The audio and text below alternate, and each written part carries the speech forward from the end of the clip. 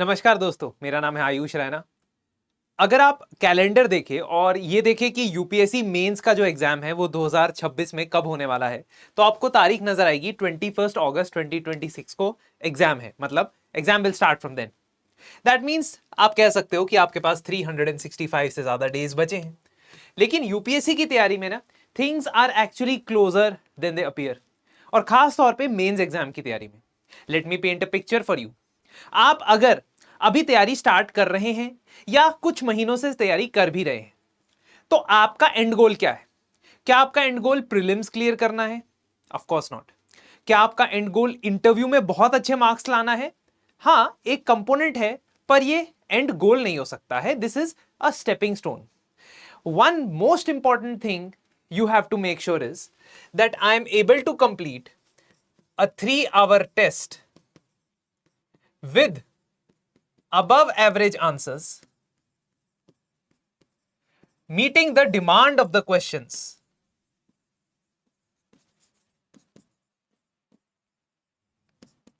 in all the papers, including GS, including optional. ये मेरी problem statement है ना, क्योंकि जो यूपीएससी मेंस का एग्जाम होता है, अगर मैं ये चीज नहीं करता हूं तो मेरा लिस्ट में नाम नहीं आ सकता है। पॉसिबल ही नहीं है कि मेरा लिस्ट में नाम आ जाए। ठीक है, तो 3 घंटे का पेपर जिसमें मोस्ट ऑफ द आंसर्स, एक दो को छोड़ के, शुड बी एवरेज और above average. Demand of the question, उसमें हर एक क्वेश्चन की डिमांड मीट करनी है, और ये सभी सब्जेक्ट्स के अंदर होना जरूरी है। तब जाके आप कह सकते हो कि हाँ, लिस्ट में नाम आ सकता है। This is your problem statement, nothing else, nothing more. क्यों? क्योंकि प्रीलिम्स क्लियर करना प्रॉब्लम स्टेटमेंट को इजी बनाता है, लेकिन सॉल्व नहीं करता है। सॉल्यूशन यही लाई करता है। Solution is this, and when you are starting from scratch, इस सॉल्यूशन तक पहुंचना एक स्प्रिंट नहीं है, एक ऑल आउट जर्नी नहीं है, एक साधना है, एक तपस्या है, एक मैराथन है। तो हम जो है इस पहाड़ जैसी चीज को, मुश्किल चीज को स्मॉल पार्ट्स में ब्रेक डाउन करके सोलेस की जगह, यानी सांत्वना की जगह, हम सॉल्यूशंस ढूंढने चाहिए। We should work for solutions. Now let me tell you about what we have planned for you guys for the year 2026. Many students over the many months have asked me, have personally texted me, have mailed us कि sir एक year long test series होनी चाहिए जिसमें हम साल भर test लिखते रहें और हमें पता चलता रहे कि किस तरीके से हम मेंस की प्रिपरेशन में आगे बढ़ रहे हैं। बट मेरा मानना यह है कि टेस्ट लिखना तो एक कंपोनेंट है मेंस की प्रिपरेशन का। टेस्ट लिखना और उसको इवैल्यूएट करवाना, उस पर फीडबैक लेना, that is one component, but that can not come from the first day of your preparation for mains.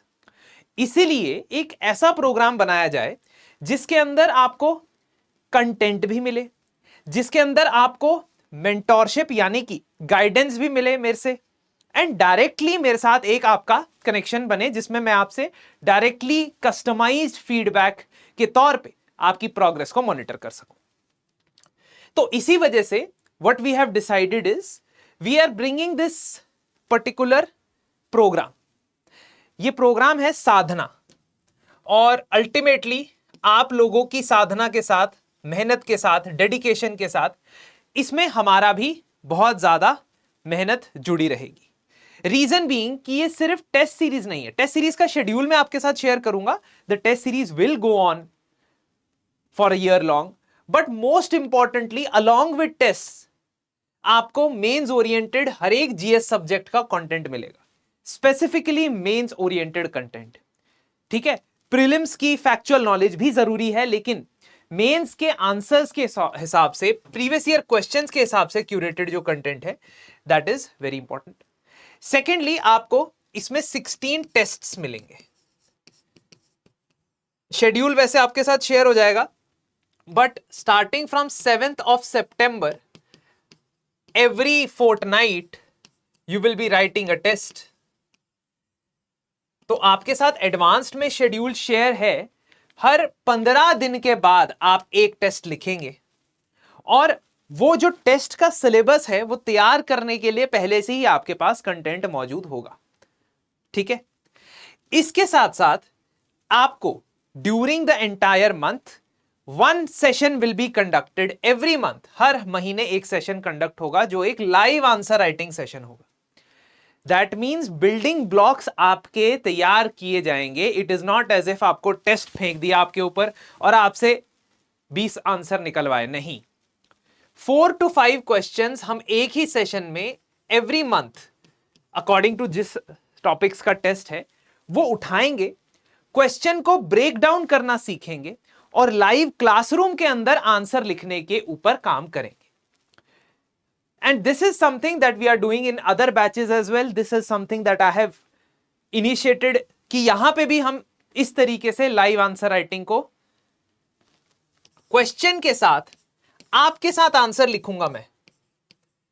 I will formulate the answer at that particular instance, at that particular time. You will also write and then we will exchange our notes. Secondly, जो questions हैं, जो आपको questions मिलेंगे उसका breakdown discuss करना बहुत important है।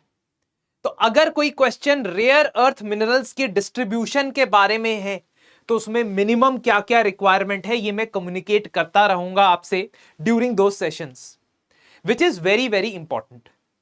This is live answer writing. But what about whether you have customized issues? आपकी खुद की आंसर कॉपी में क्या कंसर्न्स है एक एक इंडिविजुअल व्यक्ति की, तो उसके लिए वो 1:1 मेंटोरशिप सेशन भी इसमें अरेंज कर सकता है, शेड्यूल कर सकता है। बहुत ही सिंप्लीफाई कर दिया जाएगा आपका 1:1 मेंटोरशिप सेशन अरेंज करना, जिसमें आपने टेस्ट लिखा, एक टेस्ट लिखा, 2 टेस्ट लिख लिया मान लो, अब आंसर आ गए, इवैल्यूएट होके आ गया, डिटेल में इवैल्यूएशन के बाद आप डिस्कस करेंगे कि सर यहां पे ये प्रॉब्लम्स हैं जिनके ऊपर मुझे काम करना है, where personally I will take care कि आप लैग ना करें।